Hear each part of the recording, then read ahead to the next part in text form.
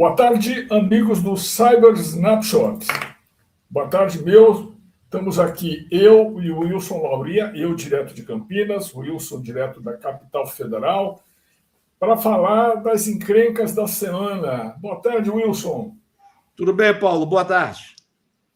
Boa tarde, Wilson. Olha, tivemos, como sempre, encrencas e alertas nesta semana. Vamos falar de um ataque cibernético a um porto espanhol, vamos falar de fraude contra a pessoa física, vamos falar de confiança em fornecedor, tem coisa boa para a gente ver aí, né? E temos, como sempre, aqueles nossos problemas com terceiros, né? A famosa supply chain, hein, Wilson? Como é que estão as coisas essa semana? Bem, Paulo, nossa primeira notícia, o nosso primeiro tema hoje, é um ataque a uma infraestrutura crítica na Espanha, um porto da cidade de Vigo, que seria mais um ataque a uma infraestrutura crítica. Se não tivesse a seguinte observação da notícia. No rodapé dessa notícia, mais embaixo, no texto, houve uma entrevista com um hacker na Espanha, o redator da notícia, e esse hacker ele fez uma observação que vai no DNA da GR Cyber. Ele diz o seguinte, ele recomenda a realização de exercícios simulados para que as empresas possam estar preparadas para enfrentar uma situação de contingência. Tá? Essa notícia, para nós, ela é muito relevante, nós acreditamos nisso, está no nosso DNA, e tem aquele velho discurso, né? Quem sai melhor de um incidente é quem está melhor preparado. Wilson, eu estou lembrando aqui que nós temos vários incidentes aí na história. Eu me lembro de um que aconteceu num porto brasileiro, no Ceará, em 2019. E foi assim, não foi ataque a OT, não foi ataque ao TI. Como que é a encrenca quando o TI do porto não funciona? Como é que você acha um container? Paulo, olha só. Como é que entra um caminhão? Eu lembro que nós conversamos sobre isso em uma oportunidade. Logo após a guerra da Ucrânia, nós tivemos vários portos europeus sendo atacados. Todos aqueles portos que nós estudamos, inclusive foi alvo de uma das nossas lives, o agente malicioso não comprometeu a infraestrutura de OT. Ele foi na infraestrutura de TI. Então, o que acontecia? O porto não conseguia fazer o despacho de carga. O navio não conseguia suspender nem atracar. A parte alfandegada não funcionava. Olha, sem atacar, sem comprometer o OT, comprometendo apenas a TI de um porto, a encrenca já é grande. Para tudo. Então, e aí, se o cara não testou, não treinou, não viu se o backup está funcionando, a encrenca pode ser pior ainda, né? E aí temos uma outra notícia que você cuidadosamente selecionou para a edição de hoje, foi de um número muito grande de fraudes envolvendo o Pix. É um item que bate na pessoa física, mas ele é importante para a nossa economia, para a nossa segurança em geral, né? É um problema que tem acontecido. A notícia ela aponta 28 milhões de fraudes com Pix, só que ela diz também o seguinte, 50% dessas fraudes elas tiveram como vetor de acesso à engenharia social. O que nós podemos falar aqui, Paulo, sobre essas fraudes? Normalmente, fraude com Pix, o fraudado tem que fazer alguma coisa. Normalmente, o fraudado faz o depósito. Então, o que nós podemos falar? Por favor, vamos prestar um pouco mais atenção e vamos, quando a oferta é muito grande, quando a facilidade é muito grande, levante uma flag amarela, pense duas vezes antes de fazer o que está sendo pedido. Muitas vezes essas fraudes são decorrentes de uma conversa telefônica, o agente malicioso constrói uma narrativa. Lembre que esse agente malicioso hoje Ele é um profissional, ele lhe conhece, constrói uma narrativa coerente e o fraudado acaba entrando nessa conversa. Sempre tem uma história boa. Sempre tem uma história boa e tem um pedido, né? Tem um pedido. E outra coisa, agente malicioso, ele sempre é simpático. O fraudador, ele é sempre simpático. Tá certo. Agora, a gente falando, quando a gente cai num golpe desses, a gente caiu na simpatia e acreditou no fraudador, acreditou no conto do fraudador. E acreditou por confiança, mas tem uma questão de confiança agora envolvendo os fornecedores de cyber, Wilson. Diz aqui uma pesquisa da Sophos, que é uma empresa de boa reputação. Paulo, saiu um relatório da Sophos. A Sophos é uma senhora empresa, muito séria, tem muita reputação. É um relatório onde a manchete é mais ou menos assim, né? Confiança de clientes em fornecedores de cyber é frágil. Pois é, eu achei muito estranho. E depois, a Sophos apresenta alguns números, como 95% dos entrevistados afirmaram não ter plena confiança em seus fornecedores de cibersegurança. É muita coisa. 79% têm dificuldade em avaliar a confiabilidade de novos parceiros de cibersegurança. Paulo, se esses números são verídicos, tá? Nós vivemos uma crise de confiança no mercado. Pois é. Tá? Nós vivemos uma crise de confiança.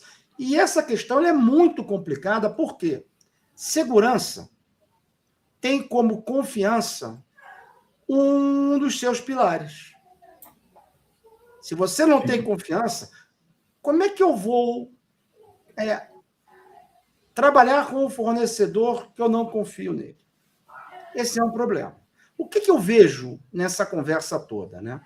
Agora, desescalando um pouco essa discussão de confiança. O que eu vejo é que, muitas vezes, o cliente ele tem um problema de expectativa. Ele tem uma expectativa e o fornecedor não atende a essa expectativa. Muitas vezes o fornecedor fala demais, promete muito, o cliente imagina que aquela solução vai resolver o problema dele, muitas vezes não vai, porque uma solução não resolve o problema, não existe bala de prata. Tá? Aparato de segurança são camadas, essa solução ela vai compor um aparato de segurança, e o que acontece no final? Há uma decepção. Uma decepção. Como é que eu trato isso? Pois é, como é que resolve? Como é que eu trato de confiança? Olha, Paulo, eu acho que a melhor maneira de se tratar isso é compatibilização de expectativas. Tanto o vendedor, tanto o fornecedor, como o cliente, eles vão ter que conversar. Tá? Eu já vi fornecedor utilizando adjetivo demais, prometendo mundos e fundos.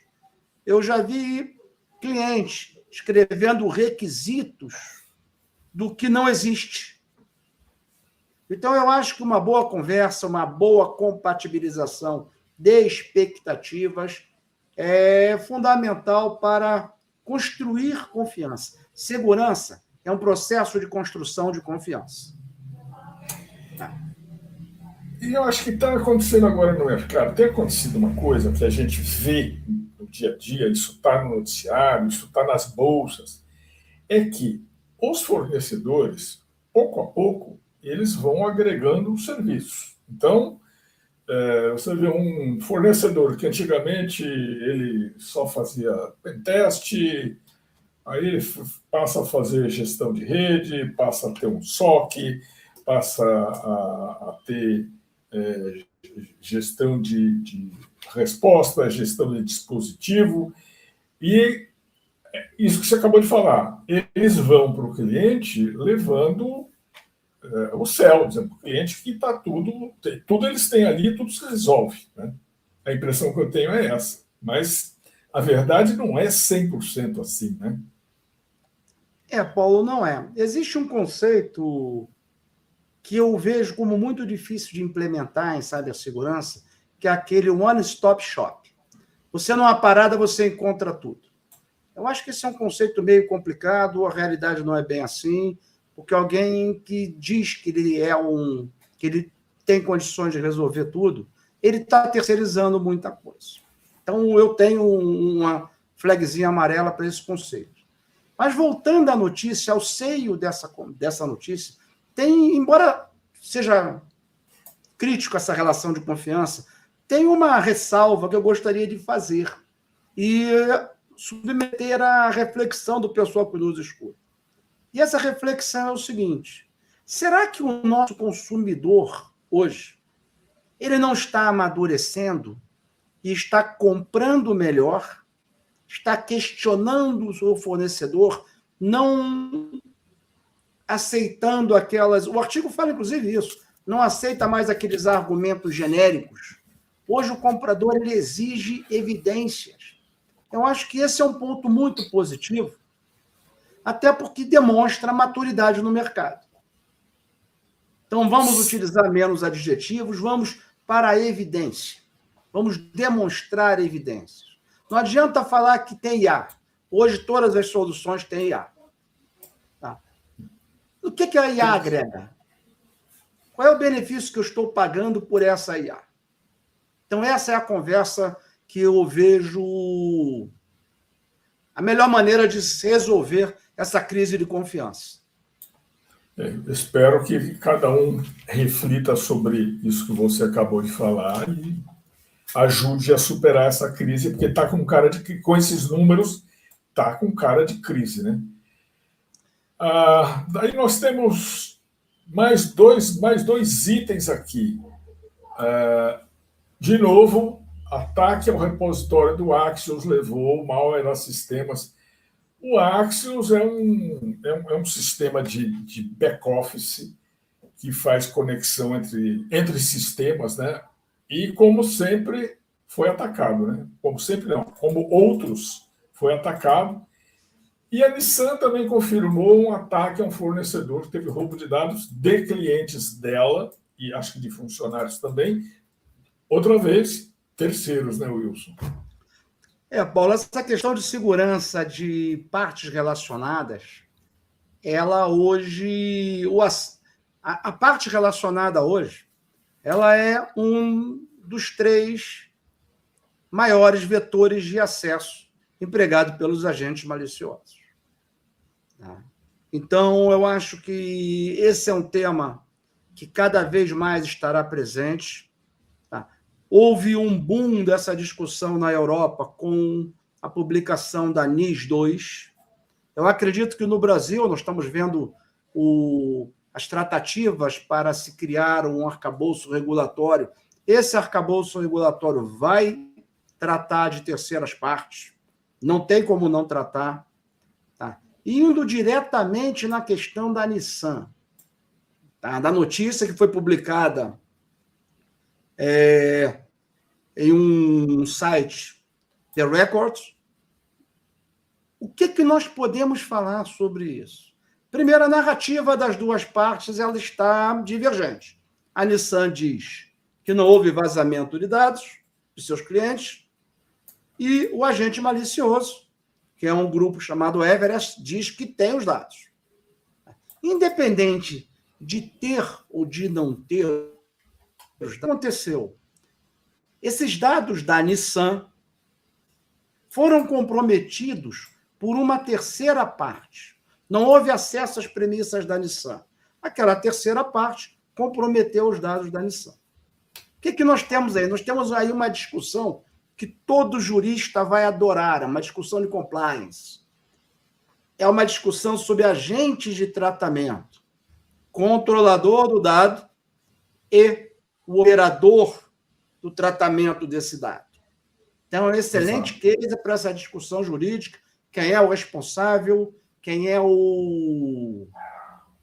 falhou nisso, Eu digo, embora esse dado tenha sido vazado por um operador, que era a terceira parte relacionada, a Nissan tem responsabilidade, porque a Nissan é a controladora dos dados. Então, nós temos uma belíssima discussão jurídica aí na área de compliance. Exatamente. Isso, quando acontecem essas coisas, eu sempre lembro de um colega que foi... entrou um ladrão na casa dele. Como é que o ladrão entrou? A empregada chegou com a chave, abriu o portão, o ladrão entrou junto. Simples assim.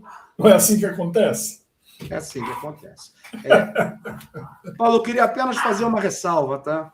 Nós estamos aqui na nossa live falando de algumas empresas, tá? Mas tudo que nós trazemos aqui é de caráter público, está publicado em fontes bem substantivas e fontes confiáveis. Exatamente. São notícias que nós já publicamos no CISO Advisor, nas quais a gente sempre cita a fonte, a origem da notícia, a fonte original. Nesse caso da indústria automobilística, é uma confirmação feita para um outro órgão, né? Confirmação oficial, não é um boato. Né? E a empresa, neste caso, como o Wilson, como você bem observou, não houve nenhuma falha, foi exatamente com um operador do dado. Né? A Nissan vai muito bem, obrigado, com os dados dela. É isso aí. Wilson, acho que encerramos as encrencas da semana por aqui. Não temos mais nenhuma, mas elas continuarão chegando e na semana que vem teremos mais, hein? Eu não tenho dúvida que o noticiário vai contribuir conosco, vai nos ajudar. Com toda certeza, no bom sentido. Wilson, vou agradecer aqui o pessoal que está nos assistindo. Agradeço a você também. Grande seleção de notícias da semana. E semana que vem temos mais. Perfeito, Paulo. Boa tarde a você e boa tarde a todos que nos assistem. Boa tarde, pessoal. Boa tarde, Wilson. Até a próxima. Até mais.